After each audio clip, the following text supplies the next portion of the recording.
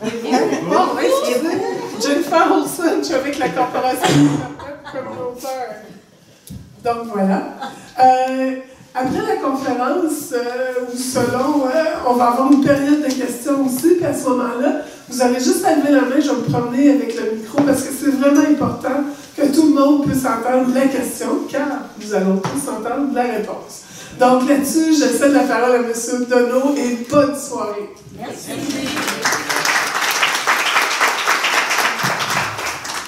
Merci beaucoup. Est-ce que vous m'entendez? Oui. Merci d'être ici pour parler d'un sujet très grave qui nous concerne tous et qui, depuis quelques années, apparaît dans le débat public. Alors, la table est déjà un peu mise et on pourra aller aussi loin que possible pour cerner l'enjeu qui nous intéresse aujourd'hui, qui est celui des paradis fiscaux et de ce que j'appelle plus largement des législations de complaisance. Les paradis fiscaux, on les connaît. On pourrait croire qu'ils nous échappent, on pourrait croire qu'on part à zéro, on pourrait croire qu'on est incompétent en la matière. Et ce qui est intéressant, en même temps, c'est que les paradis fiscaux, c'est ce que j'avais relevé à un moment donné, et j'en parle en guise de préambule. Les paradis fiscaux, autant ils semblent nous échapper, autant ils nous semblent mystérieux, autant ils nous semblent opaques, autant dans les films grand public qu'on est amené à voir, autant dans les romans, les thrillers, les romans de fiction, les romans d'intrigue, autant dans les bandes dessinées, ils sont présents. Et avec un réalisateur qui s'appelle Alexandre Gingras, j'ai travaillé dans un film qui s'intitule « Je ne savais pas que je savais ». Il est disponible en ligne.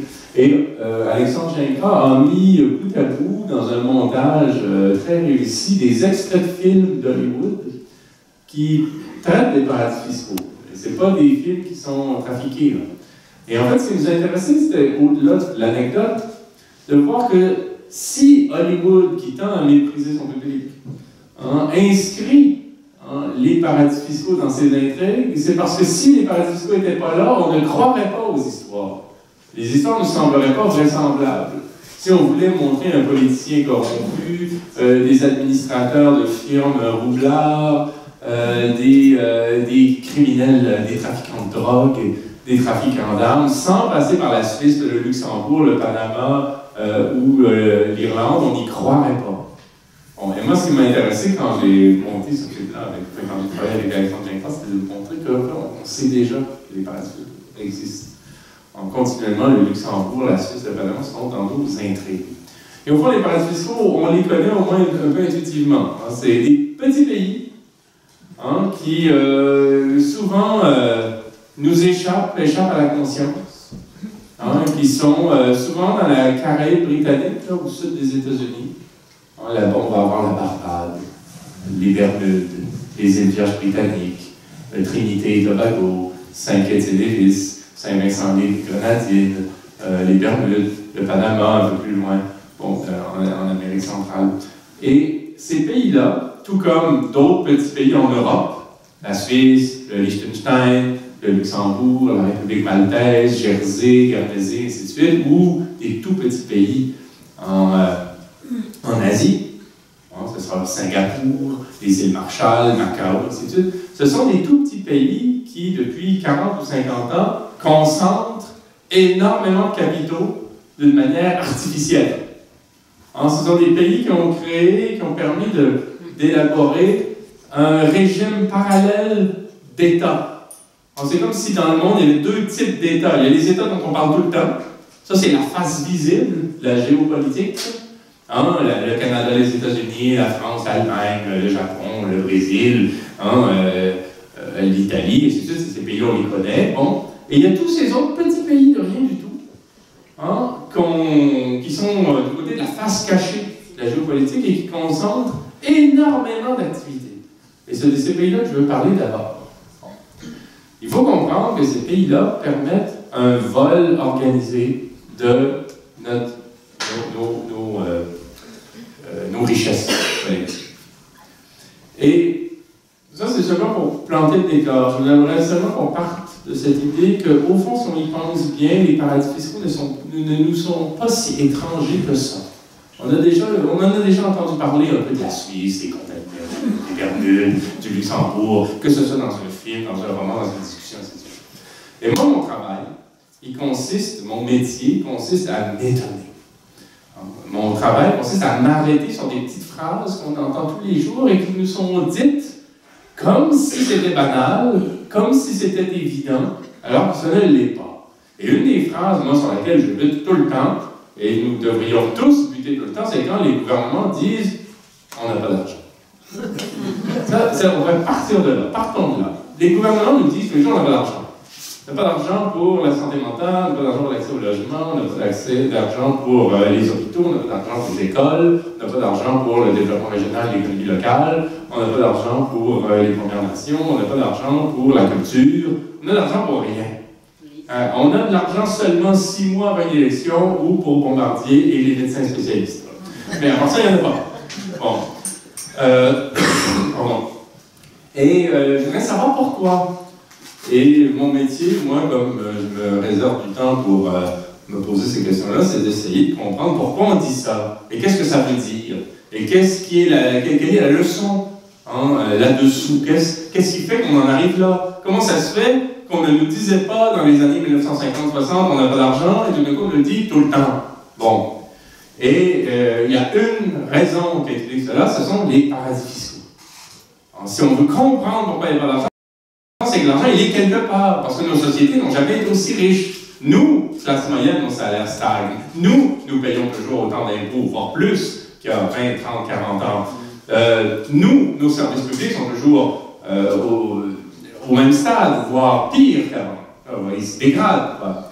Mais il n'y a jamais eu autant de capitaux. L'argent existe, c'est pas vrai que nous sommes dans des sociétés pauvres. Il y a des gens très riches et des entreprises très riches. Et là, ce que j'essaie de comprendre, c'est pourquoi tout d'un coup, les gouvernements n'ont plus d'argent pour financer des services publics qui me semblent fondamentaux. Alors moi, je vais dans des écoles primaires ou secondaires, dans des commissions scolaires, il y a de la moisissure dans les écoles. Je veux dire, on est où, là? Comment ça se fait qu'on en est arrivé là? Bon. J'ai l'habitude de dire, bon, quand on attend 1 an et demi pour une chirurgie qui est urgente, c'est à cause des paradis fiscaux. Quand on attend un autobus à moins 40, c'est à cause des paradis fiscaux. Quand une compagnie de théâtre n'a pas les moyens de financer ses artistes, c'est à cause des paradis fiscaux. Quand dans le domaine communautaire, là, on rate continuellement les fonds de tiroir pour des services essentiels qui parfois devraient être assurés par les ministères eux-mêmes en bonne et due forme et qu'on confie à la générosité de gens qui sont engagés dans leur communauté, c'est à cause des paradis fiscaux. Le manque académique s'explique par des paradis fiscaux. Pourquoi? C'est tout simple. Il manque de l'argent dans le trésor public. Le budget national est insuffisamment alimenté. Qu'est-ce que c'est le trésor public? C'est ce qui permet au gouvernement de dépenser. Le trésor public, c'est la cagnotte commune que les Québécoises et les Québécois se donnent pour s'offrir à eux-mêmes des services et des institutions publiques dignes de ce nom. Et qu'est-ce qui fait qu'on peut financer une école, un aréna, une bibliothèque, des routes, des services publics pour ceux qui sont en difficulté, un système de santé, et ainsi de suite, des programmes pour accéder au logement? C'est que les gens paient des taxes et des impôts, tout simplement. Et payer des taxes et des impôts nous rend riches. Il y a un lien, très souvent, on ne fait même plus le lien entre le moment où on paye nos impôts puis le moment où le gouvernement dépose son budget. On ne fait même pas de lien entre les deux. Alors que c'est intrinsèquement lié. L'argent qu'on donne au gouvernement, c'est celui qu'il dépense quand il dépose un budget. Et si on est dans un monde où les gens paient leur juste part, nous sommes plus riches de ce processus fiscal-là. Parce que très souvent, on est plus riche de donner $1 dans cette cagnotte commune qui est le budget de l'État que de le garder dans sa poche. Parce que ce dollar-là, mis en commun, va nous permettre d'avoir accès à des services et à des avantages qu'on ne pourra jamais se donner tout seul. Bon, et l'impôt, c'est ça. C'est ça son fondement social. C'est que nous, on accepte d'amputer une part de son salaire et de verser à chaque fois qu'on a une activité économique une portion de ce qui est en jeu à cette instance qui finance les biens communs. Le problème, c'est que le gouvernement, qui est souvent membre, j'allais dire d'une oligarchie, mais ce serait trop dire, d'une élite, mais je veux dire une oligarchie, on se dit membre d'une caste de puissants, des grands avocats, des gens qui ont travaillé dans le domaine des affaires, les grandes multinationales, ainsi de suite, vont aménager la loi depuis plusieurs décennies maintenant pour permettre à des grandes entreprises de tricher, de faire en sorte que plus on est riche, moins on a à payer sa part. Et quand je pense au système fiscal aujourd'hui, c'est-à-dire le mécanisme par lequel on va chercher de l'argent chez tout le monde pour créer cette cagnotte-là qui va nous permettre de financer les services publics, je compare ça à un poste à péage sur une autoroute qui aurait une voie de contournement pour les voitures de luxe. C'est comme ça que notre système fonctionne. Les grandes entreprises arrivent à éviter de payer leur juste part. De telle sorte que ce qu'on appelle l'assiette fiscale, là, la cagnotte, le coffre-fort qu'on se donne à chaque année pour payer nos services publics, est alimenté seulement à hauteur de 10% par les entreprises.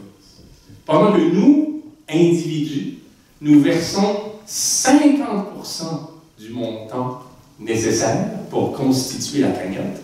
Et je pourrais dire même 65% si on compte la taxe de vente, là, qui est souvent notre fait quand on achète des produits comme ça dans le commerce. Pourquoi? Et dans les 10%, il y a les PME, qui sont celles qui financent le plus parmi les entreprises le budget de l'État. Les grandes entreprises, elles, finissent par presque tout éviter.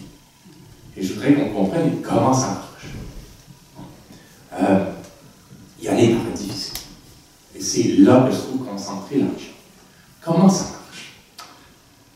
Nous, comme particuliers, comme individus, comme contribuables, on ne peut pas dire à un employeur « Oui, ok, je suis à la TUC, ma maison est à la TUC, mon employeur est à la TUC, mon travail est à la TUC, mais les gens avec qui je travaille sont à la TUC, les clients de mon entreprise éventuellement sont à la TUC, ou les bénéficiaires de mon service, mais je vais demander à mon employeur qu'il verse mon chèque de paie au Belize.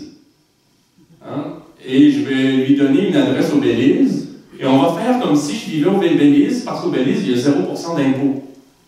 Je vais faire, bon. Nous, on est suffisamment en santé mentale pour savoir que quand on est à la TUC, on n'est pas au Belize en même temps. Bon, les entreprises, elles, n'ont pas à faire preuve de santé mentale. Donc, une entreprise, elle, peut démultiplier ses structures. Et une entreprise, une grande entreprise, je ne pense pas à un petit garage du coin, ou un boulanger du coin, ou un petit restaurant familial, là. Je pense aux grandes entreprises de ce monde. Starbucks, McDonald's, Walmart, Google, Amazon, Monsanto, Canadian Tire, toutes ces grandes structures-là peuvent continuellement se démultiplier. C'est une erreur de les considérer comme une entité unique. Le dépanneur du coin, c'est une entité unique, c'est une petite business. Mais une multinationale, une grande entreprise, c'est en droit plusieurs entités mises en réseau. Une firme pétrolière, par exemple, dont j'ai étudié les actifs, là, qui s'appelle Total, qui est une des grandes entreprises du monde, c'est pas une entreprise, c'est 934 entreprises. Bon, dans 130 pays. C'est comme ça pour toute Starbucks, c'est pas une entreprise, c'est une myriade de petites structures ou de moyennes structures qui sont mises en réseau. Et en droit, du point de vue du droit dans le monde, toutes ces structures-là sont indépendantes. C'est-à-dire que selon le droit qui est le nôtre, c'est comme s'il y avait des tentacules, mais jamais la pieuvre. Et donc l'Algérie va considérer ce que fait Starbucks en Algérie. En France, la France va considérer ce que fait Starbucks en France. Au Canada, on va considérer ce que fait Starbucks Canada, la filiale. Mais aucun gouvernement n'est capable de légiférer et d'avoir un contrôle sur ce que fait l'ensemble du réseau Starbucks dans le monde. Lui, il échappe complètement à tout contrôle. Et en quoi c'est avantageux d'un point de vue fiscal, c'est que ces entités-là sont indépendantes en droit, donc elles peuvent s'envoyer des factures. Elles peuvent se prêter de l'argent avec intérêt. Si elles deviennent folles, elles peuvent même se poursuivre en justice. Elles sont indépendantes en droit. même si elles sont solidaires financièrement, c'est-à-dire que ce sont les mêmes actionnaires, ce sont les mêmes investisseurs qui tirent profit de l'activité du groupe de structures. Mais en réalité, elles s'envoient des factures continuellement. La moitié des transactions financières dans le monde sont intra-groupes, concernent les multinationales à l'intérieur d'elles-mêmes. Starbucks, Bermude envoie une facture à Starbucks Royaume-Uni. Starbucks Île-de-Man envoie une facture à Starbucks Canada. Starbucks Algérie reçoit une facture de Starbucks Irlande. Et ils font des affaires entre elles, mais le but du jeu, c'est qu'à la fin de l'année, il y a énormément d'argent dans les pays où il n'y a pas d'impôt à payer et où il y a très très peu d'argent dans des pays où il y a de l'impôt à payer. Et c'est là où les paradis fiscaux entrent en ligne de compte. Vous avez ces petits pays dont je parlais tout à l'heure, les Bermudes, les îles Caïmans, les îles Vierges britanniques, le Panama, le Luxembourg, l'Irlande, et ainsi de suite, qui ont un taux d'imposition qui oscille entre 0 et 4 %. C'est pas cher payé. Donc, qu'est-ce qui se passe? Starbucks, et là je vous donne un exemple là, avéré.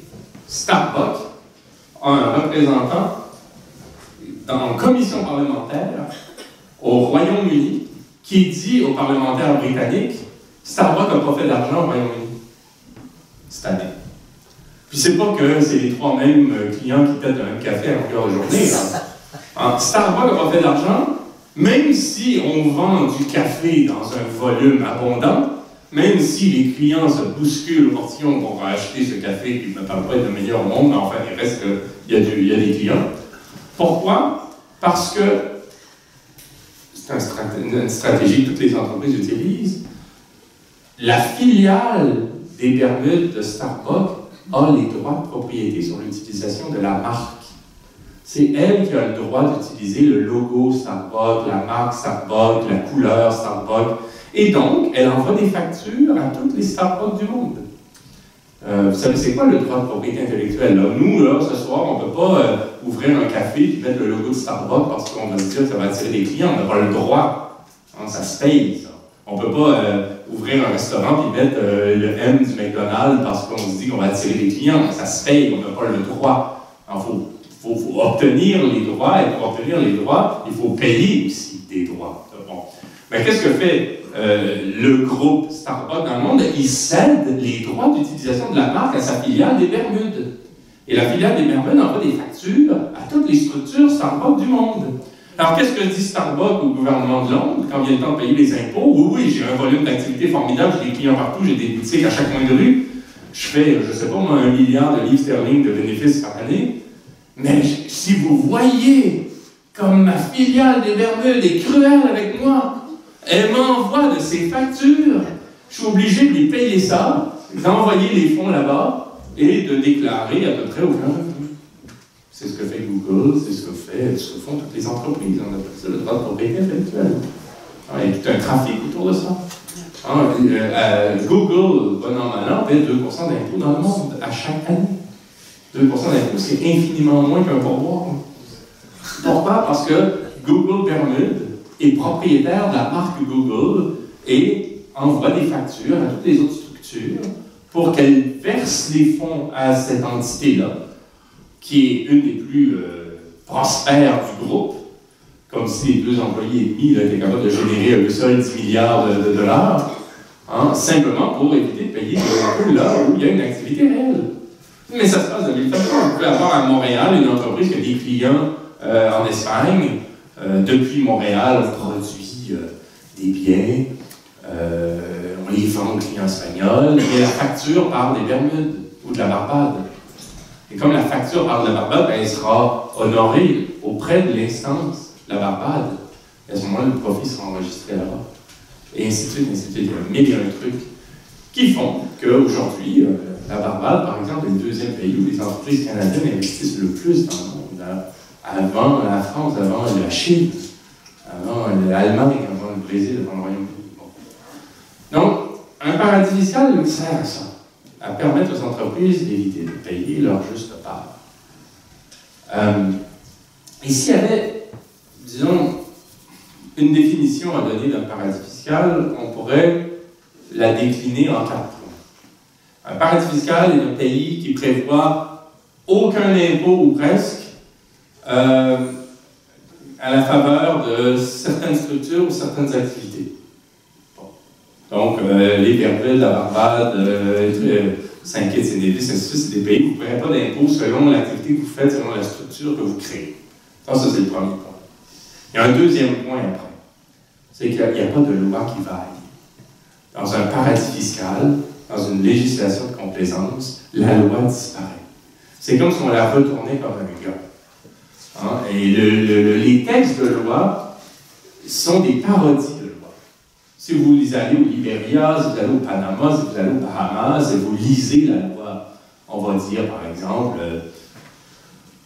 telle société chez nous peut être créée par n'importe qui, représentée par n'importe quel avocat, avoir n'importe quel capital, être constituée de n'importe quel administrateur, représentée par n'importe qui, faire n'importe quoi, n'importe où, n'importe comment, comme ça lui chante.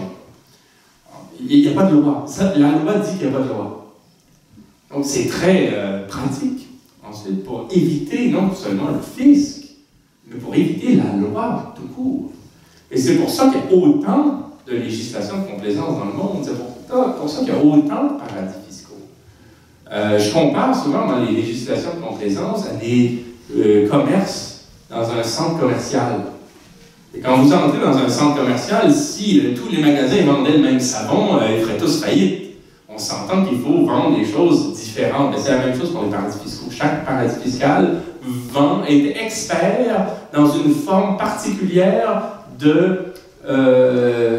d'ultra-permissivité, si vous voulez. Comment ça marche?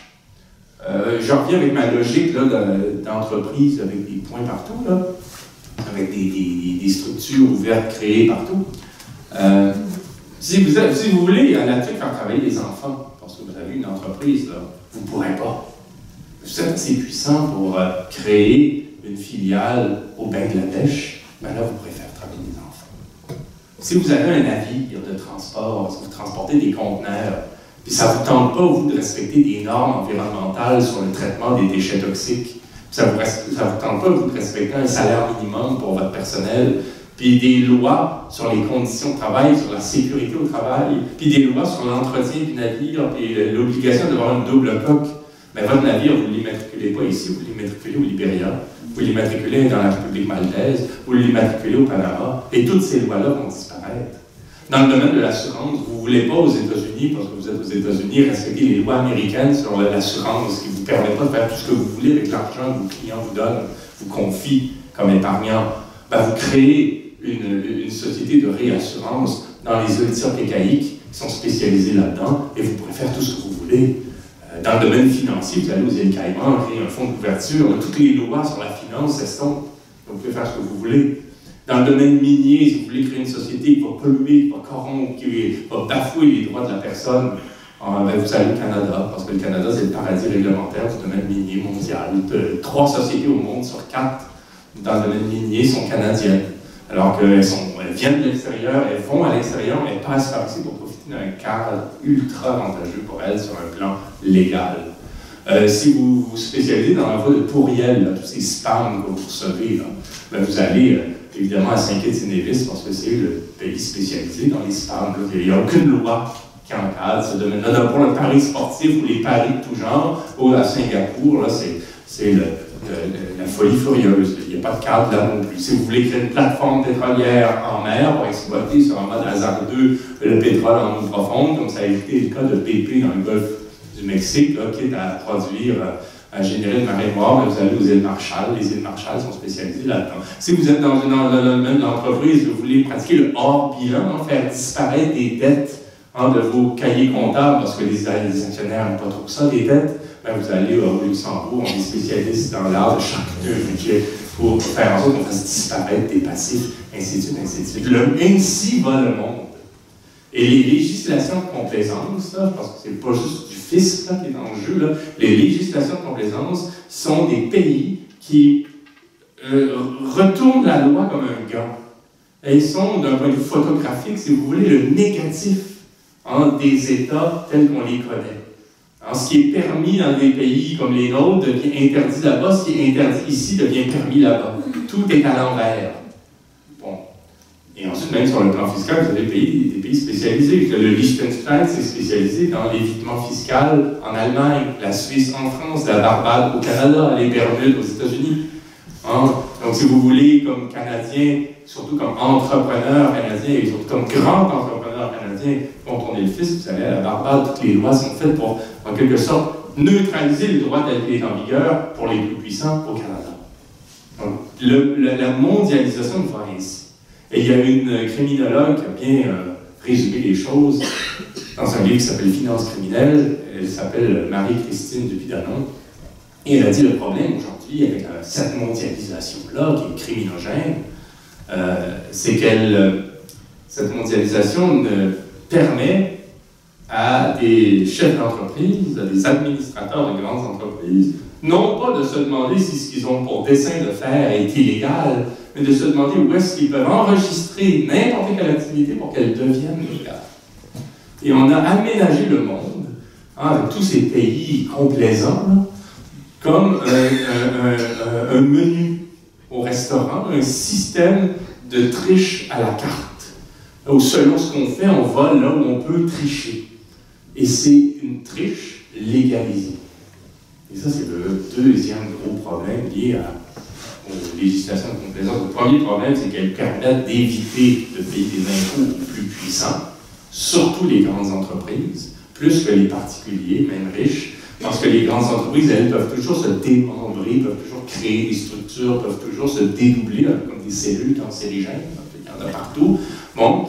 Et deuxièmement, les législations de complaisance permettent la légalisation de ce qui passe dans les États constitués pour des méfaits, pour des crimes, pour des délits. Cela devient légal ailleurs. On délocalise ce qu'on gère pour le gérer là où ce qui est illégal chez soi devient légal ailleurs. Le troisième point, c'est l'opacité. On ne sait pas ce qui se passe dans les paradis fiscaux. Il y a des lois qui sont votées par les Bermudes, par les Bahamas, par les îles Caïmans, par le Panama, par le Delaware, qui visent à empêcher des enquêtes sur ce qui s'y passe. Et au fond, les paradis fiscaux existent pour éviter qu'on sache ce qui s'y trame, et donc pour faire en sorte qu'on n'en parle plus. Parce que comme on ne sait pas ce qui se passe, on fait comme s'ils n'existaient pas. Mais pourtant, on parle de 21 000 milliards de dollars qui sont en circulation dans ces lieux-là. C'est 21 et 12 zéros, là, c'est vous les décrire.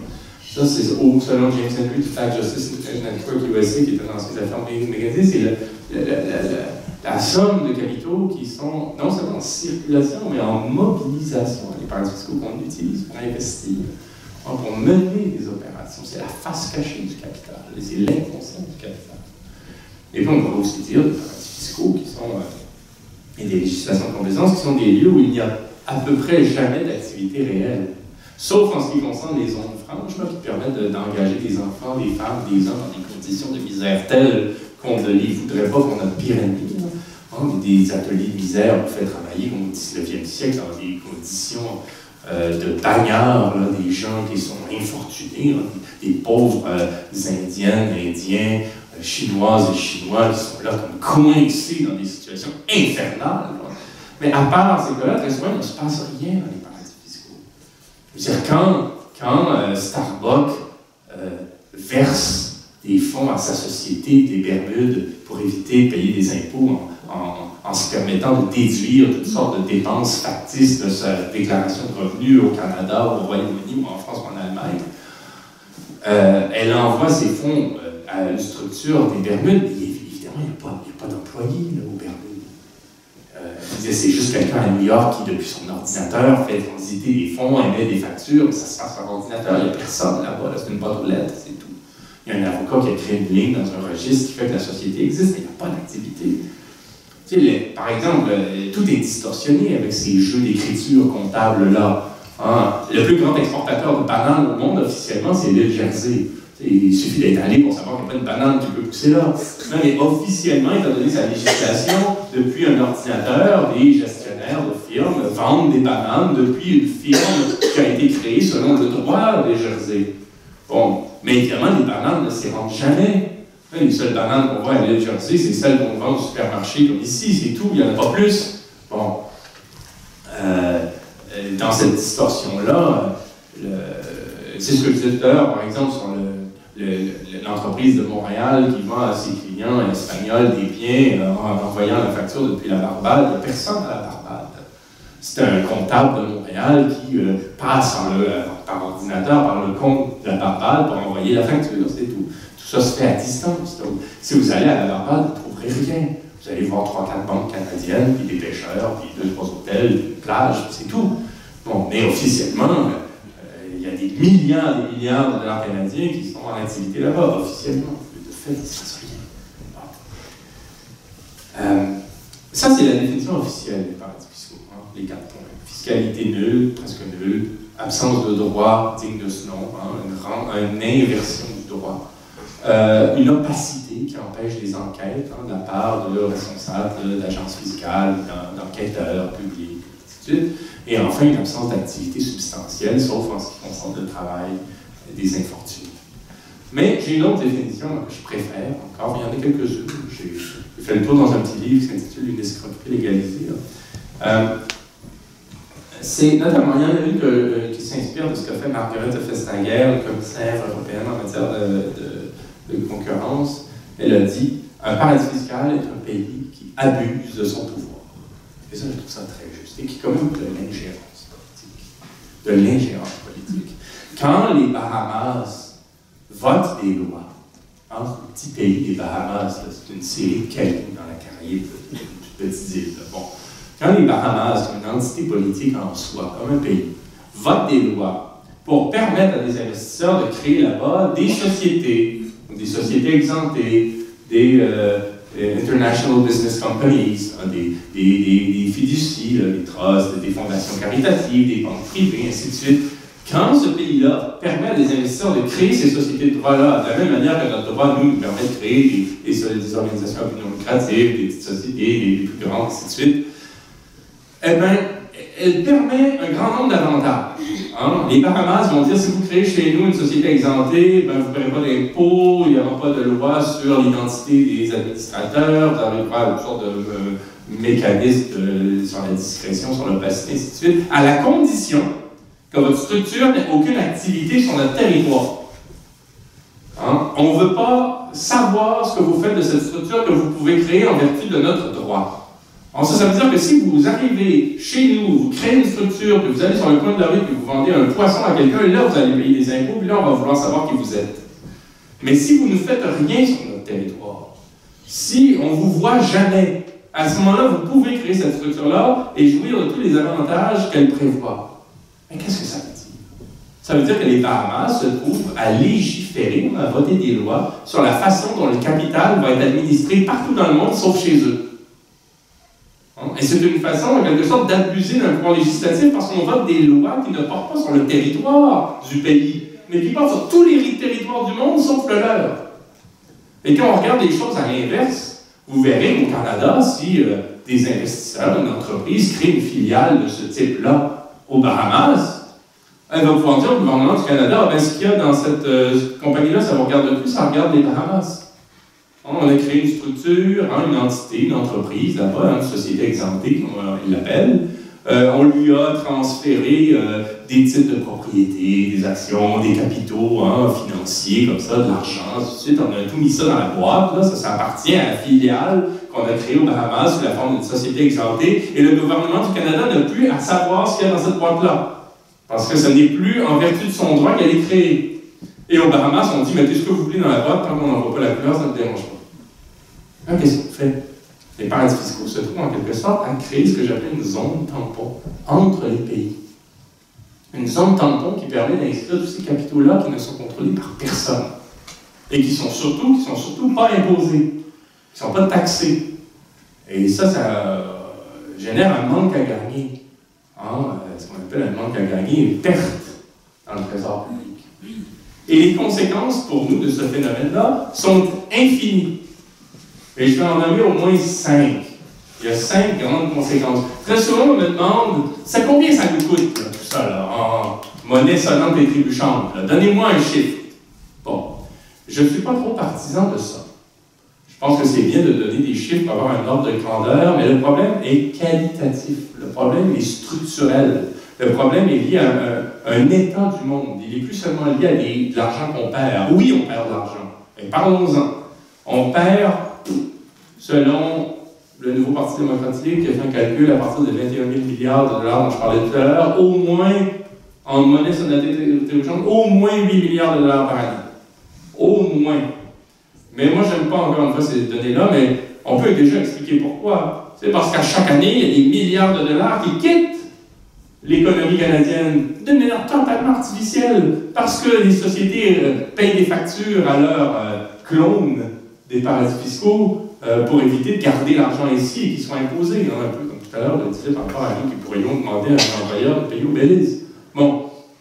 Donc ça, c'est de l'argent qu'on n'a pas. Le gouvernement n'a pas cet argent-là. À la fin de l'année, il manque. Dans les années 60, 70, on l'avait, on ne l'a plus. Parce que les entreprises ont trouvé des trucs, des astuces, des techniques pour contourner le fisc. Bon. Je peux vous en donner une dernière technique, à ce point de vue-là, qui montre la complicité du gouvernement. En 1980, le gouvernement du Canada signe une entente de non-double imposition avec la Barbade. La Barbade est une économie de la taille de la ville de La Tuque. Bon. Il signe une entente de non-double imposition.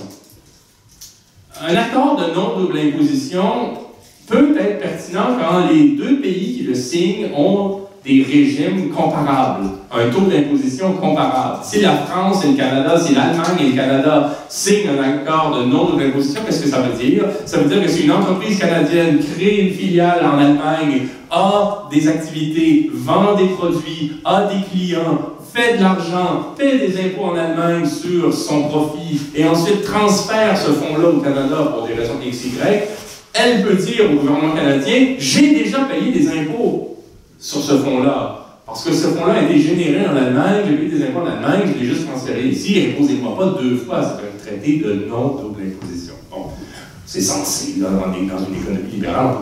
Bon.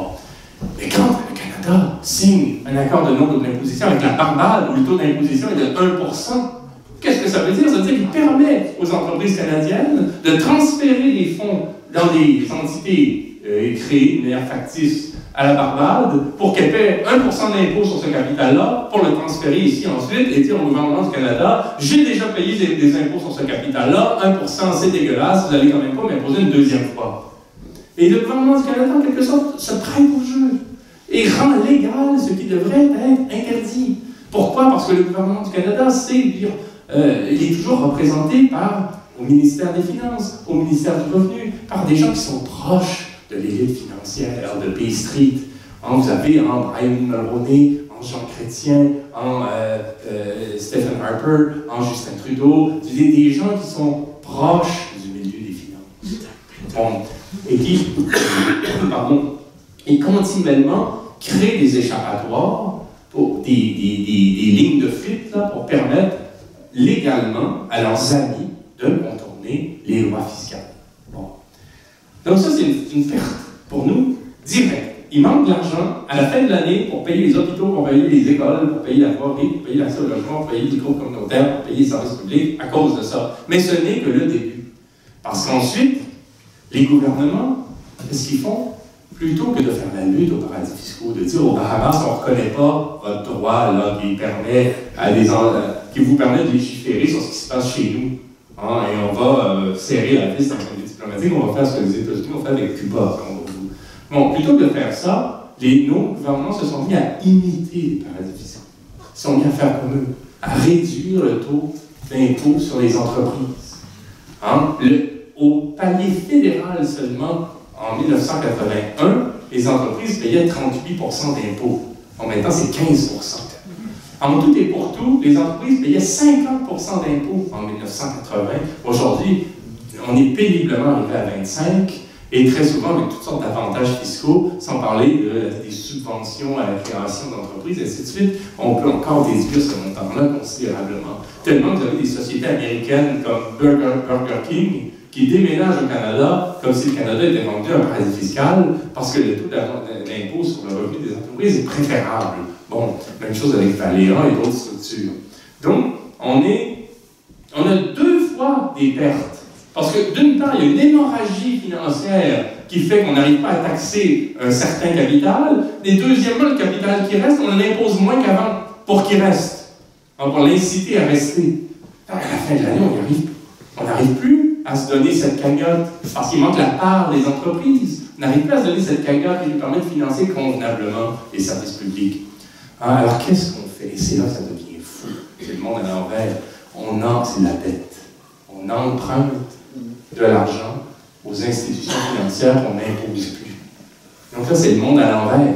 Tout fonctionne à l'envers. Parce que ce sont les contribuables qui, au titre du service de la dette, donnent de l'argent aux grandes entreprises et aux institutions financières pour qu'elles les aident à financer le budget qu'on n'arrive plus à boucler parce qu'on ne les impose plus. Et donc, à chaque année, on leur donne de l'argent parce qu'ils nous aident à financer un budget auquel ils ne contribuent pas à leur juste part. Et le côté encore plus scandaleux de ça, c'est que les grandes entreprises, comme nous, et même plus que nous, ont besoin des services publics. Les sociétés pétrolières, les constructeurs automobiles ont besoin que l'État asphalte des routes pour faire leur business. C'est-à-dire, les entreprises bénéficient toutes de ce que l'État finance des institutions d'enseignement pour former sur mesure leur personnel, des institutions de santé qui soignent le personnel quand ils se blessent. Quand on ne parle pas du système de justice, du système de police, et même les services sociaux qui garantissent une paix sociale. Elles ont besoin de ça, mais elles ne veulent pas le payer. Elles ne veulent pas le payer. Et du coup, à la fin de l'année, non seulement il manque de l'argent parce qu'il fuit à pleine porte, non seulement il en manque parce que celui qui reste, on l'impose moins qu'avant, mais il en manque parce que celui qu'on arrive à avoir, on en donne une partie à ceux qui nous permettent de l'avoir à chaque année pour qu'on arrive à faire un petit peu un minimum de dépenses. Et c'est jamais assez. Ça marche évidemment pas. Donc, qu'est-ce qui se passe? Un quatrième coup, c'est qu'on fait payer aux Québécoises et aux Québécois 2 fois les services auxquels ils ont droit. Une fois comme contribuable et une fois comme utilisateur. Là, c'est ça. Là, on devient des clients. On devient des clients des services publics. Là, c'est toute l'idéologie de la gouvernance qui embraye. Donc, on paye une part d'impôts importante, mais ensuite, quand on va à l'hôpital, on se rend compte qu'il faut payer encore pour ceci. On va à l'université, il faut payer pour cela. Puis on va ensuite sur une route, puis il faut payer encore. Donc, on paye 2 fois. Bon, pour les services publics qui, pourtant, devraient, d'un point de vue républicain, relever du bien commun, de ce qui nous appartient, point à la ligne. Et le 5e coup, dans cette espèce de spirale infernale, porte sur le fait que ces services publics-là, on les supprime parfois. On les fait disparaître, ou on les gère de plus en plus mal. Ce sont les budgets d'austérité. On dit aux gens, en plus on gronde les gens d'une manière condescendante, on leur dit, mais vous avez vécu au-dessus de vos moyens, la fête est finie, soyez raisonnables, soyez rationnels, soyez sérieuses et sérieux, serrez-vous la ceinture, faites des efforts, il faut être courageux, c'est le réel qui parle, mais on ne parle jamais du réel qui est ces détournements de fonds scandaleux qui sont ceux des grandes entreprises, à notre détriment, alors qu'elles bénéficient de ce qu'on finance pour elles, c'est-à-dire nos infrastructures publiques qui deviennent de plus en plus leurs infrastructures publiques. Et ça continue, ça continue. Je pourrais parler de la situation des travailleurs et des travailleuses dans le secteur public qui ont longtemps été un vecteur d'émulation quant à toute la classe laborieuse. Il y a très longtemps, je veux dire, les travailleuses et les travailleurs de tous les secteurs, y compris les secteurs privés, bénéficiaient de ce que les conditions de travail soient bonnes dans le public.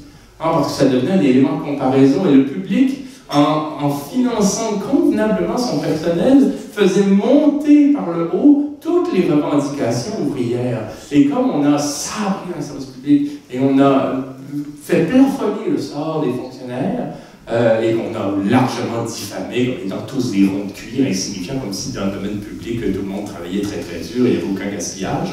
Bon, donc on s'est retrouvé dans une sorte de confrontation publique-privée qui n'a pas lieu d'être et qui, au in fine, se déroule au détriment de tous les travailleurs et de toutes les travailleuses. Bon. Et donc on en est arrivé là. Un exemple, si on s'agit de résumer, un exemple de cette dynamique mondiale-là, c'est Guild. Qu'est-ce que c'est Guild? C'est une société qui, courageusement, il y a quelques années, a décidé de relancer la filière du textile au Québec. hein, avec des grands accents comme ça, nationalistes, grands discours sur le courage. On est allé chercher de l'argent à la caisse de dépôt et placement du Québec, on est allé chercher de l'argent au sein du Fonds de solidarité de la FTQ, et là, on a lancé la filière du textile au Québec en créant de l'emploi, évidemment, en République dominicaine et au Bangladesh. On a fait travailler les gens dans des conditions de misère, personne ne voudrait ici.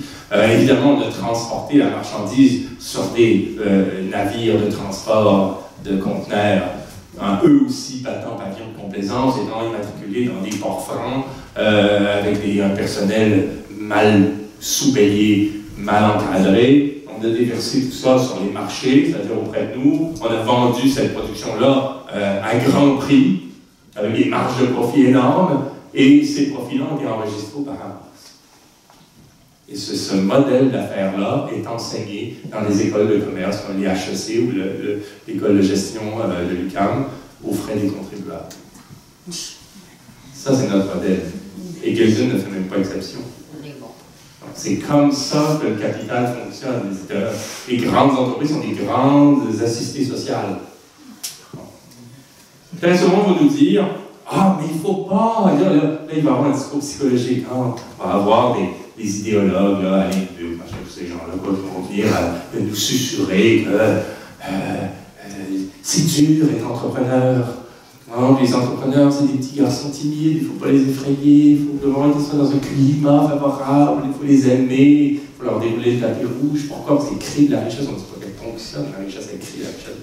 Et on va dire, bon, ben voilà, il ne faut pas qu'elles aient un fardeau fiscal qui les écrase, il faut pouvoir oxygéner le capital, ils sont dopés ou nitrox, il y a trop d'oxygène, donc il faut oxygéner le capital, il faut qu'elles puissent investir. Enfin, qu'est-ce que font les entreprises? Elles ont trop d'argent, ça fait quoi faire avec l'argent? Les grandes entreprises, je ne parle pas des PME, les grandes entreprises ont trop d'argent. Qu'est-ce qu'elles font quand ils croulent sous du fric? Qu'est-ce qu'elles font avec cet argent? Ben, d'une part, elles le placent à la banque.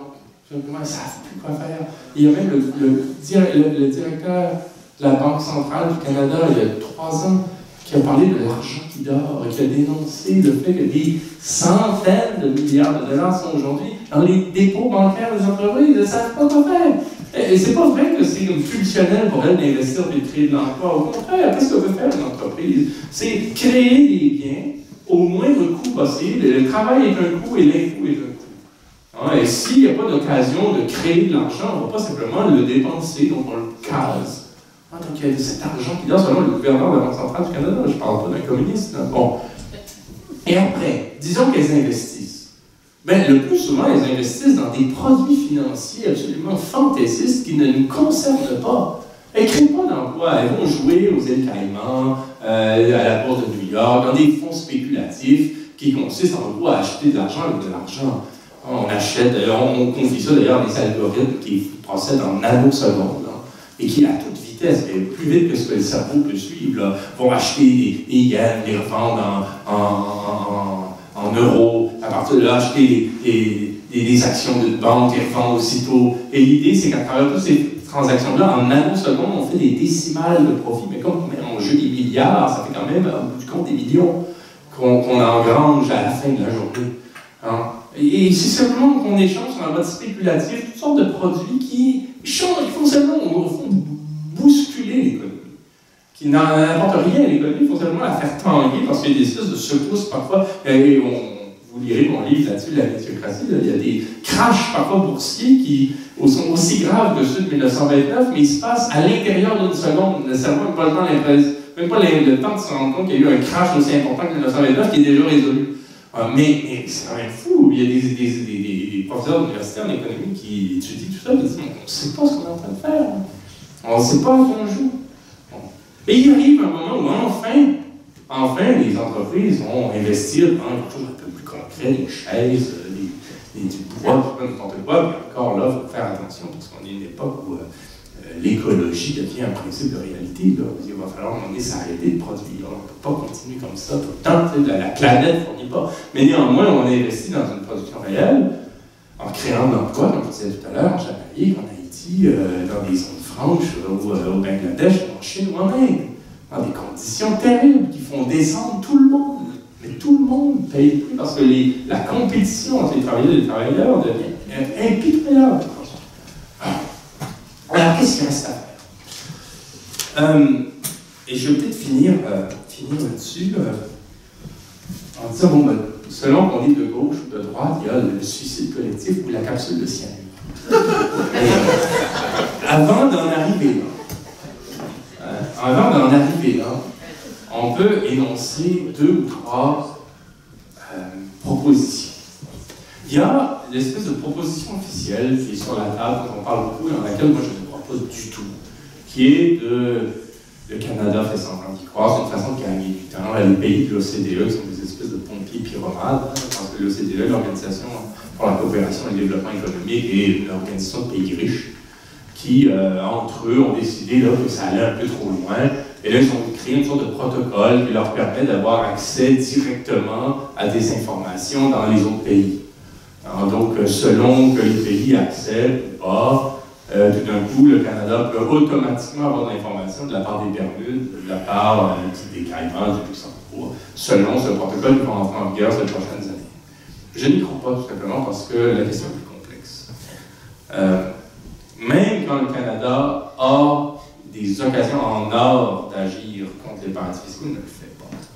Alors, par exemple, la Radio-Canada a révélé, il y a moins de 2 ans, que l'Agence canadienne du revenu a attrapé sur le fait des tricheurs fiscaux, là, des fraudeurs, hein, des clients de la firme KPMG qui avaient caché de l'argent à l'île de Man de manière absolument illégale, même en fonction de nos lois permissives, là, et qui se sont fait attraper.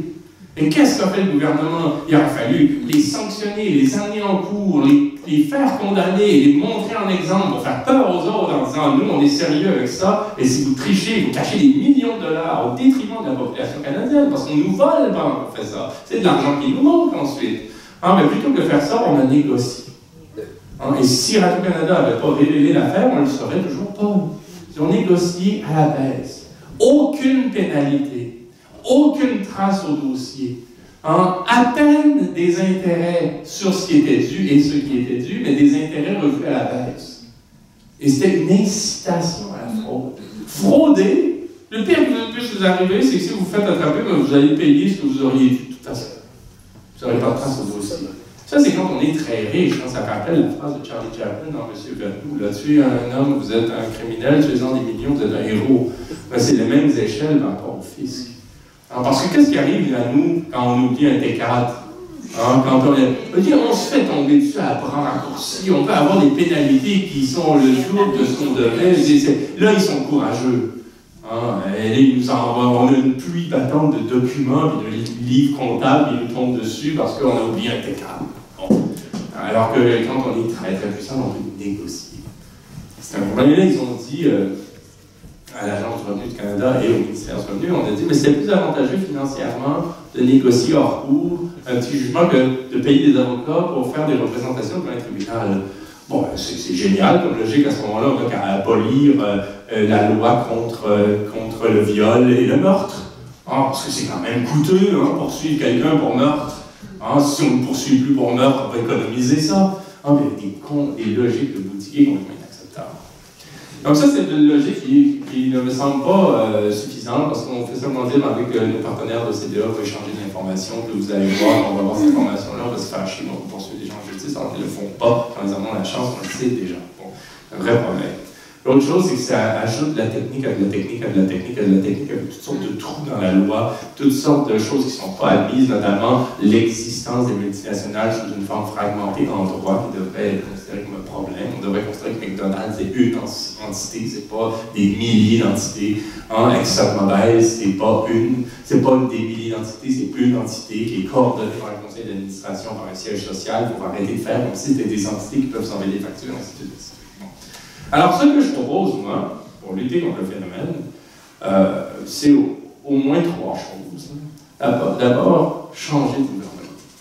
Vraiment. C'est-à-dire qu'il faut voir que le Canada est un pionnier des paradis fiscaux. C'est un ami des paradis fiscaux. Là, je n'ai pas le temps d'en parler, mais je vous réfère à 400 pages de plaisir, qui est mon livre, qui s'intitule Paradis fiscaux, la filière canadienne, et qui montre comment, dans l'histoire, depuis les années 50, 1950, ce sont des Canadiens qui ont créé les paradis fiscaux de la Caraïbe britannique. En Jamaïque, c'est un ancien directeur de la Banque centrale du Canada à la retraite qui était sur place quand les lois ont changé en Jamaïque pour en faire un paradis fiscal. Même chose aux Bahamas, avec un ancien ministre des Finances du Canada, Donald Fleming, qui était sur place et qui a influencé au nom de la Banque scotiale le gouvernement, qui était représenté par un ministre des Finances, qui par ailleurs était membre du conseil d'administration de la Banque royale du Canada, au moment d'en faire un paradis fiscal. Même chose avec les îles Caïmans, même chose avec la Barbade, même chose avec Trinité et Tobago, même chose avec les îles turques-caïques, même chose avec les autres des Caraïbes. Aujourd'hui, encore maintenant, dans les instances de la Banque mondiale et du Fonds monétaire international, le Canada partage son siège avec 12 paradis fiscaux.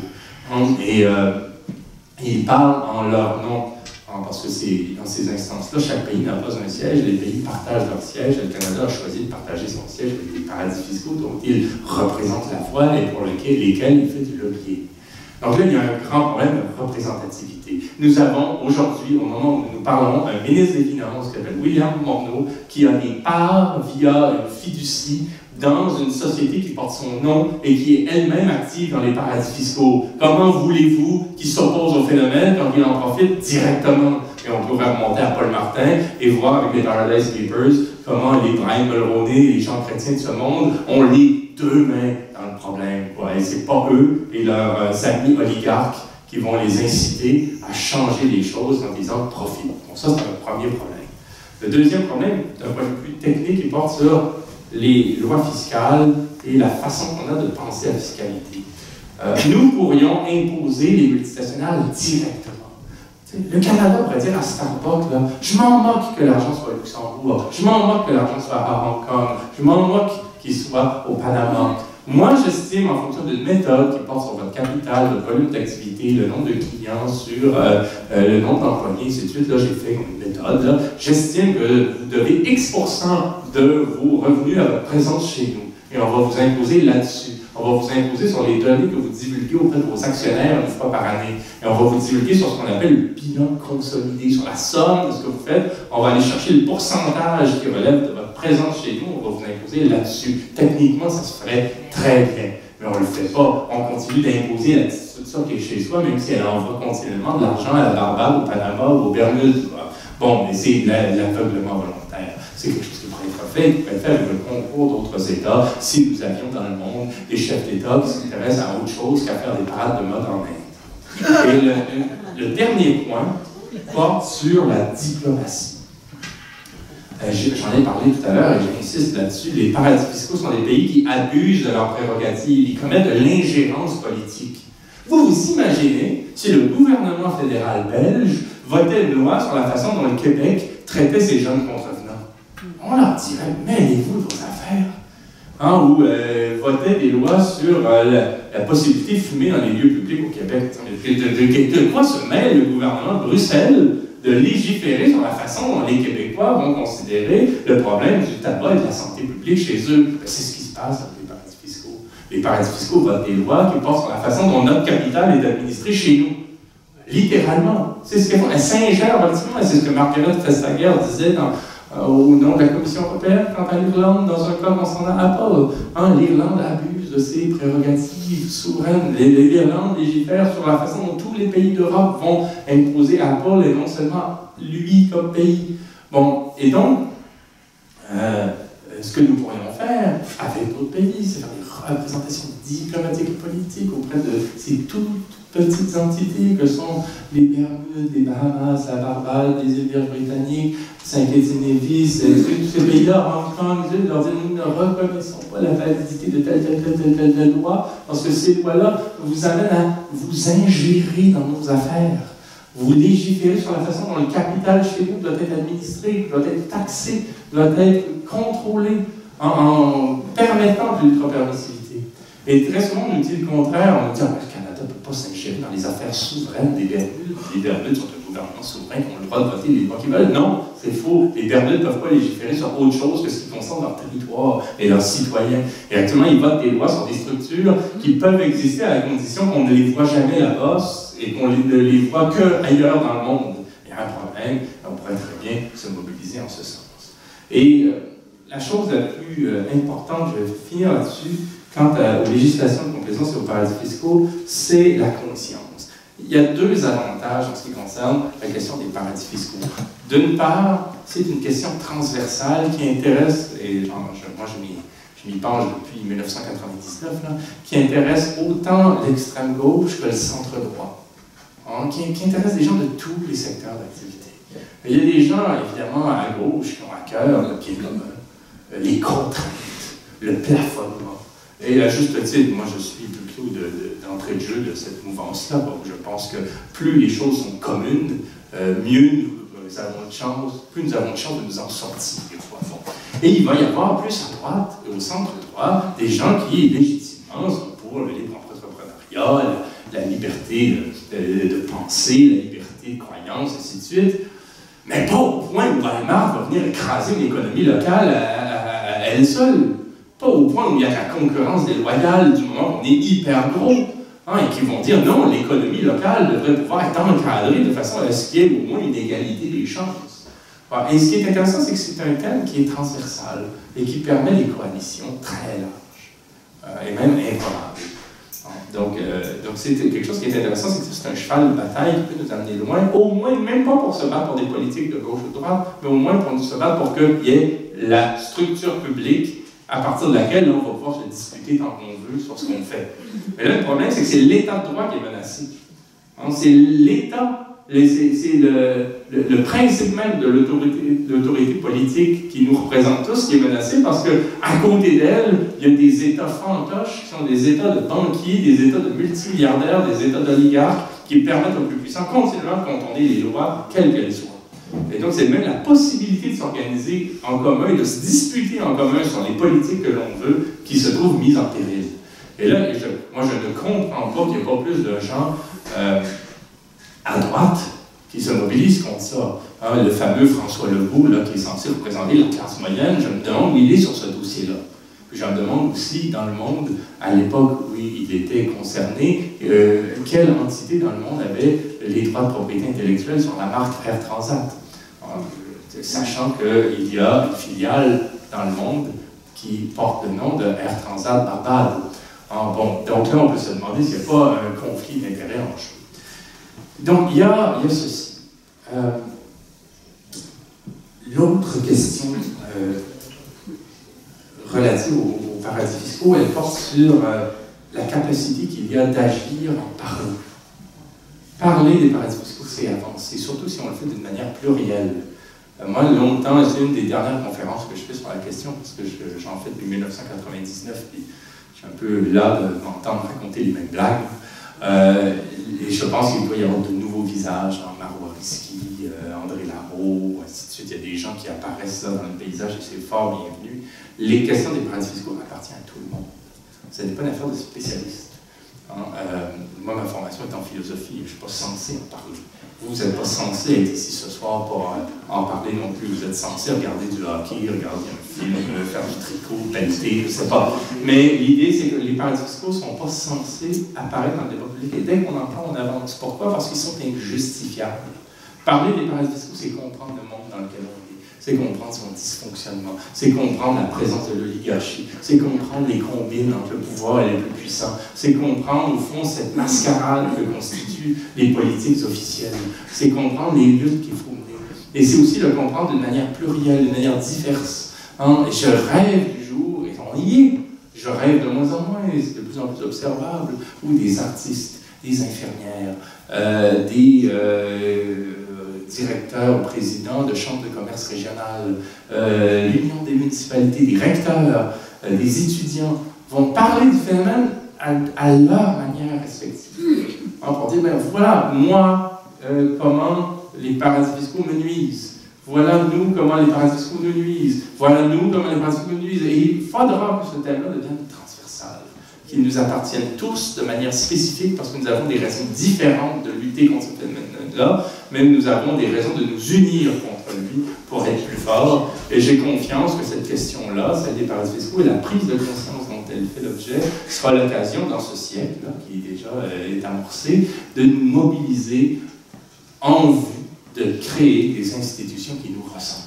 Des institutions qui sont le reflet de notre volonté et des institutions qui sont fondées, instituées pour nous, en fonction de nos besoins, de nos désirs et de nos convictions, et non pas pour nous aliéner dans des modèles qui profitent seulement à une minorité de puissants et à notre détriment. Merci beaucoup de votre attention. Je sais que c'était très dense.